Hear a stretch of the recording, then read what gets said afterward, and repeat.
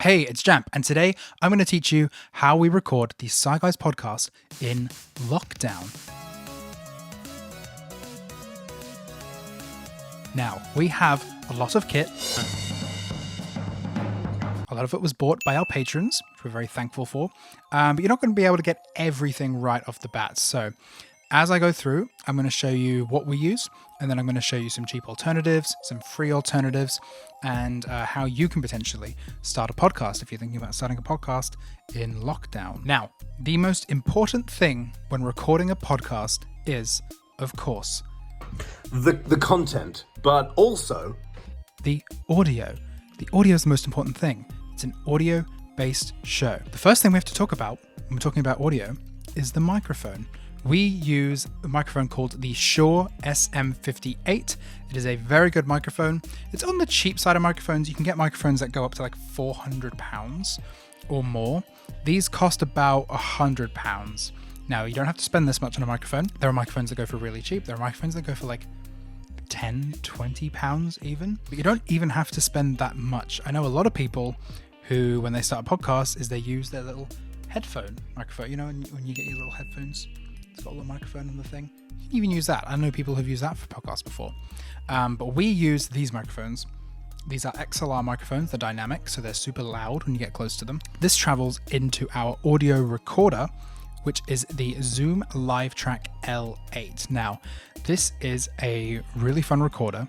It lets us patch in phone calls. It allows us to record to SD cards. It allows us to send our audio signal to our computer so we can plug it into our computer and do live streams and stuff. It's a very good piece of kit. But again, you don't need something like this. You could use, some people use the iPhone recorder on their phones. I've known people who do that. You can also get a USB microphone. If you have a USB microphone plugs straight into your computer. You can use a free app like Audacity, I believe, is free. It's a really good application, and it allows you to just record your podcast, and then it gives you a file to upload. Next, we have to start thinking about how we're going to talk to our co-hosts, how we're going to talk to our guests, because of course we're in lockdown, we're in quarantine. This week, Hey. we want to remind you about social distancing. Not hanging out in big groups. That means not going to the park just to hang out. And not going to each other's house to record a podcast. Yes. Yeah, no, look, that was a really I know, bad I idea should for not you. be here, really, shouldn't I? You really shouldn't I be shouldn't here. Yeah. Can you go home, actually? Which is why I'm not. Wow! What? Luckily, I live with Corey, so we are still able to do the podcast in the same room. However, Luke lives away. He doesn't live with us, so we have to find a way to record his audio and patch him through to us so that we can record him, have him be part of the show as if he's in the room with us. Now, the way we do that, it's a very easy solution. Kind of seems obvious. FaceTime. So we use FaceTime. You could also use Discord. You could also use Skype to call your guests or to call your co-hosts. And then you can either record the audio that comes out of your computer. It would sound a bit like it's on the phone, so it may not be the best, but what I recommend, and it's what we do, is that Luke records his audio on the other end. So he records his audio on his computer, and then he just sends us the file, and then we sync it up in our audio editing program, and it just sounds like he's in the room. one key detail here that makes it sound as flawless as it does is that we anticipated the lockdown a few weeks before it actually happened. So I took one of the Shure SM58s that we record on to my house, and it means that I sound exactly the same as if I was in the room recording, because the microphone is exactly the same. I run it through my own audio interface that I have, the Focusrite Scarlett 2i2. Then I set the FaceTime audio input to the Scarlett 2i2, which means that they get my actual microphone feed through their FaceTime exactly as if I was there in the room with them. None the wiser. Another thing that we do for SCI GUYS is video. We actually film all of our podcasts and we upload them to YouTube. So this requires us having cameras in the room, and it requires a lot of editing. Now, when you're calling your co-host or your guest on FaceTime, there's a couple things you can do. What we do on SCI GUYS is Luke has his camera, his own camera, set up in his room that he records, and then he sends me the footage.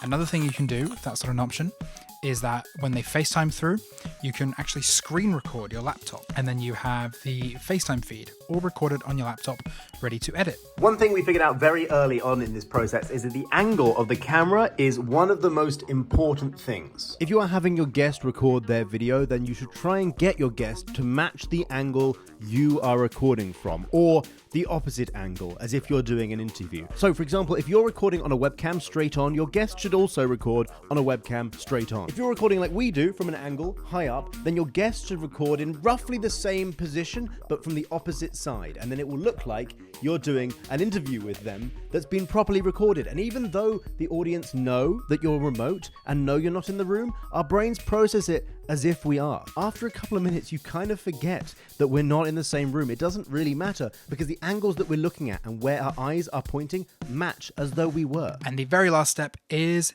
distribution. Now, we use a service called Audio Boom. They handle all of the distribution. We just upload our podcast files. They send it to iTunes. They send it to Spotify. They send it to every single podcasting app that we choose to send it to. And it's all managed for us. It costs like £7, £8 maybe a month. It's about 10 American dollars. And the other thing we do is upload the full episodes to YouTube, which is free to upload. It is a video site. You have to use video, but it is another option if you want to pursue that path with your podcast. God. What a nice year it's been. Shall we finish the show then? Here's to another year. Here's to another one. Oh God. Thank you for watching. You can find the full references for this episode in the description. Subscribe for new episodes every Sunday, and why not leave us a nice wee comment? You can support the pod at patreon.com/SciGuys, or find and contact us at SciGuysPod on Twitter, Facebook, and Instagram.